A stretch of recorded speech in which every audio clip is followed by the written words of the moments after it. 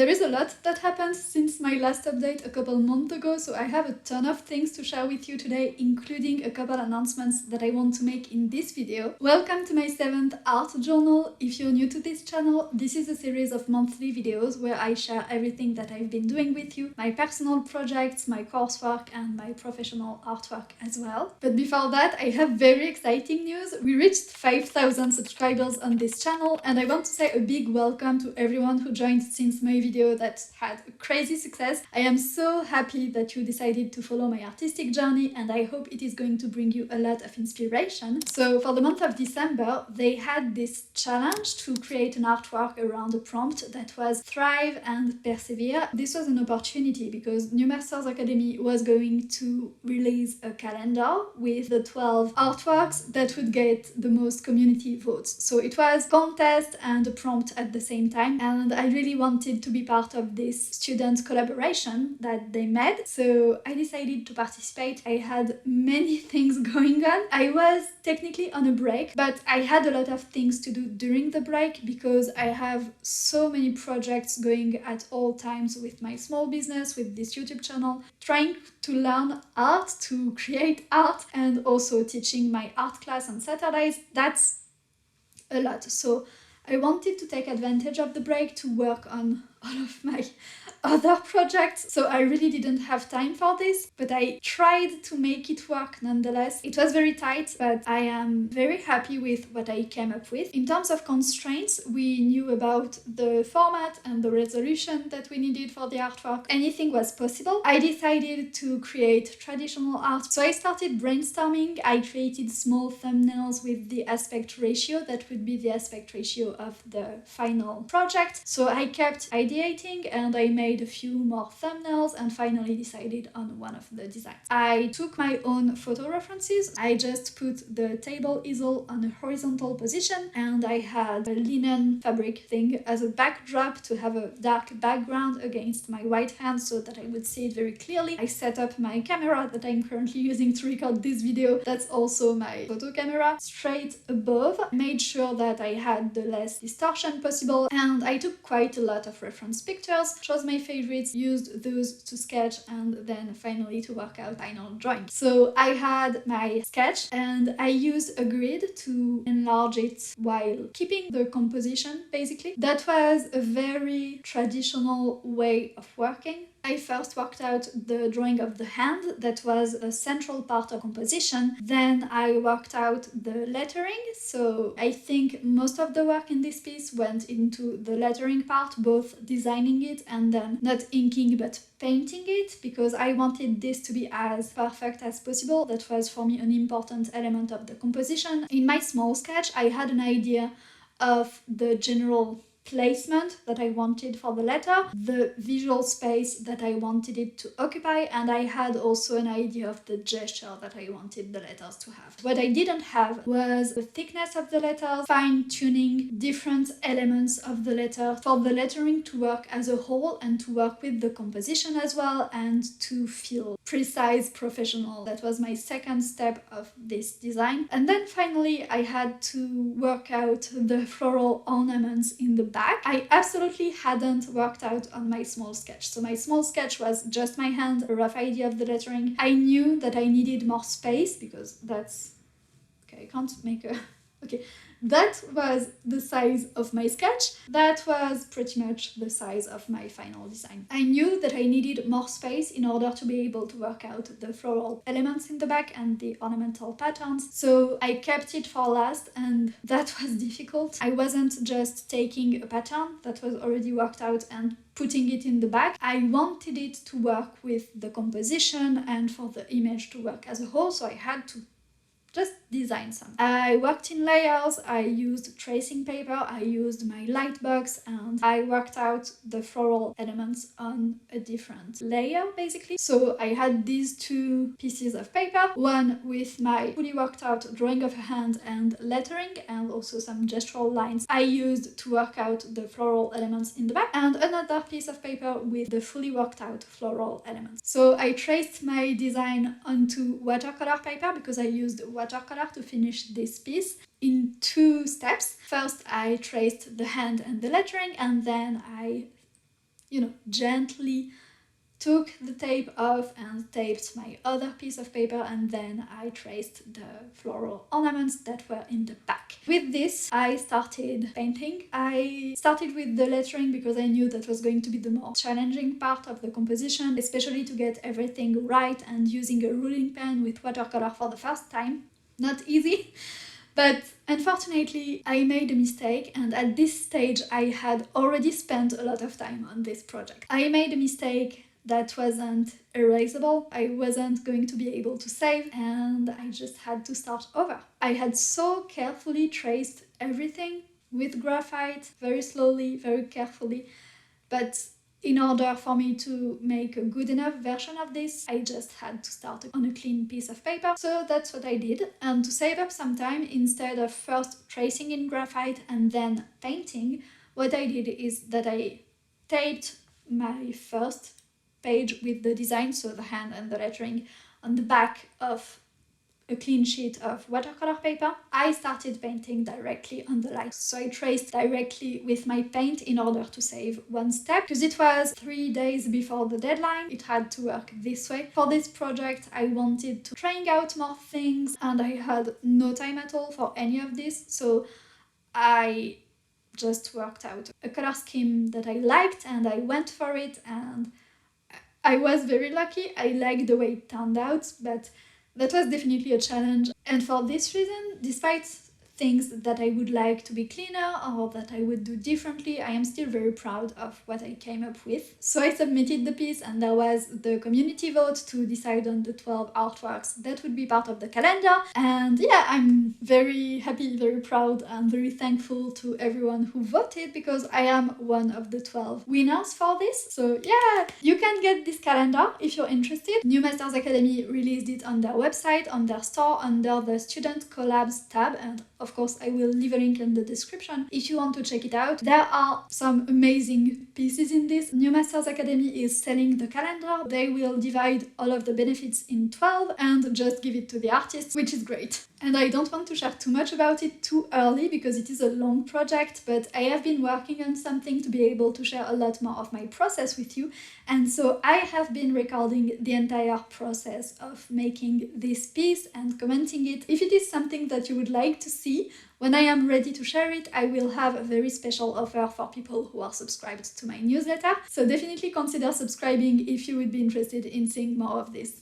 Since I last recorded an art journal, the project that has taken me the most time is probably the massive master study project that I am working on, and that is that I am copying plates from an old book called Nature Drawing and Design by Frank Steele. It is a book about Art Nouveau and ornamental design using plants. I discovered that I have a very strong interest in drawing plants, both in a naturalistic way and as an element for ornamentation, and I am feeling more and more interested in ornamental design rather than representative art or illustration, and it is something that I am investing a lot of time on through this master copy project. The book contains 24 plates of 12 different plants. So for each plant you first have a plate of the plant. It's just outlines, it's just black lines all of the book. One plate of the plant presented in its naturalistic form, so that looks realistic if you prefer, but in a way that allows you to see the most useful views of the plant to reuse them for a design. So you usually have a front view of the flower, a side view, a flat view of the shape of the leaves, and then a representation of the flower or plant in a way that allows you to see the way leaves attach to the stem, the specific patterns that it takes, and all of this. And then there is another plate with ornaments derived from this. So I am copying all of them, which is taking crazy amount of time. At first I was slow and I thought that I was going to get quicker, more efficient. I was also having a looser approach to the copy than I am now. I would eyeball things and use enveloping techniques and just have this way of drawing that was my previous way of drawing, that was close closer to my natural way of drawing, and that was also what I had been taught. Because I am taking classes that are putting a strong emphasis on geometry, precision, accuracy, and very methodical drawing techniques, I decided to use this project as a way to practice all of this. And so I am using a geometrical method to replicate these plates as accurately as I possibly can, which turned out takes exactly the same amount of time for copying the plate in graphite than my previous method, but I have a much better result. So I make this copy in graphite and then I use another sheet of paper and my light table. I just put kind of Bristol mixed media paper, good for inking, on top of that, tape the two pages together, and I trace my design with ink. And that's how I copy the plates. I am currently working on plate number 12. I spend between 30 minutes and an hour and a half every day working on this, 7 days a week, because I am using this to participate to a 100 days challenge. That is 100 days of master studies. That is also happening on the New Masters Academy Discord, thanks to Dylan. There are moments that feel great and moments that don't feel as good, but overall it is something that I am still very passionate about. I made a ton of progress in many different ways, probably more than I can think of right now, but using this geometrical method is getting easier and easier for me. My line quality has greatly improved. Right now I am mostly using 0.5mm mechanical pencils when I am drawing with ink as well. My inking is much better than before. My plates are a lot cleaner, I don't smudge ink as much, I have a much more consistent thickness and flow. I am also getting to know drafting tools a lot better. The ruling compass, the ruling pen, the straight edge, the T-square, the French curves, and the circle template that I have also been using for the project for the New Masters Academy calendar contest. And I am just halfway through the book. I don't know if I am going to copy all 24 plates. That is a lot of work. We are approaching the end of the 100 days challenge, and 30 minutes to an hour and a half every morning is quite a commitment, and sometimes I have a work day that isn't related to drawing. For example, today I am only recording videos and working on YouTube. I don't like switching tasks within a day, and I would prefer to not draw at all and just get to work to the thing that I am supposed to do. At first it was a positive, it became a habit and it felt great, and now I don't want this anymore, and I am looking forward to the challenge being ended and being able to have a different kind of schedule. So I really don't know what I'm going to do. I will keep going with this project until I finish the 100 days challenge. Maybe you noticed that this video is better than my usual videos. It is because I am working with my brother to edit my videos this year. I really love what he does, so a big thank you to Maël. During this time I have also been teaching, so I still give weekly classes on Saturdays, which is taking a lot of time and energy. And I am sometimes drawing during these sessions, but I don't usually keep track of the drawings, so I don't have anything to show you for that. And I also finished my commission. I am not able to show you because it is private, but this commission that I told you about in the month of May or June is now finished. I shared it with my client, she absolutely loved it and she paid me and it is done, which is a relief for me because it was a challenging commission, it was a lot of work. But one of the things that I learned is that it is not the kind of work that I want to do. It is digital and I don't want to do digital work professionally. I don't have anything against digital art. It is a tool that I will definitely use because it is a great tool, but that's not what I want my final art to be in. I finished 2 classes since last time. The first one is more of a live class. It is given to the students of the 2-year program at New Masters Academy. It is not a class that you can access yet, but it was classical drawing with Joshua Jacobo, the founder of New Masters Academy, where I learned all of these geometrical things that I told you about that I am using for my master copy project. And it was really about the most fundamental aspects of drawing. It was about lines, angles, arcs, and very, very basic and at the same time very deep. And for me, life-changing concepts and techniques. So I loved this class, all of the aspects. I haven't been able to do all of the assignments the way I would have liked to, which is the reason why I will plan to save more time for these classes in the future. Everything I did has been really important for me. It's taught me a lot and it's changed the way I see drawing and the way I practice every mark that I make on the paper on a very deep level and deeper than any other class that I had taken previously. I will try to keep you updated when it is available. And the other class that I finished is Constructive Figure Drawing I with Steve Huston. This one is part of the Drawing Foundations module, so it is accessible by anybody who has a New Masters Academy subscription. You can take it. It's a great class. The thing is that while I was taking it, my interests changed.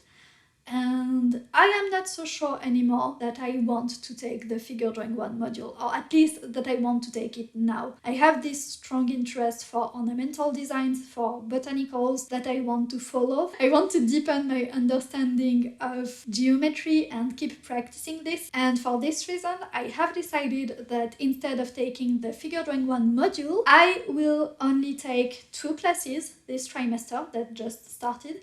One is Historical Drawing Manuals with Joshua Jacobo. The other one is a class that is given specifically to the 2-year students again, and it is Exploration of Ornamentation. And these 2 classes are just so perfectly suited to what I want to do. I want to make sure I give them all the time they deserve. Time is very limited for me at the moment with everything I am doing, and so I decided to really focus on those 2. The announcement that I wanted to make is that I am planning a sketch sale on my website in a few months, probably around spring. I have some paintings and sketches in ink that are currently living in some folders and that would probably be happier on someone's wall. So I decided to put them for sale on my website, and if it is something that you're interested in, I will announce it in my newsletter and the link is in the description below. That was a very packed episode. Thank you for watching, stay creative, and I will see you in the next one.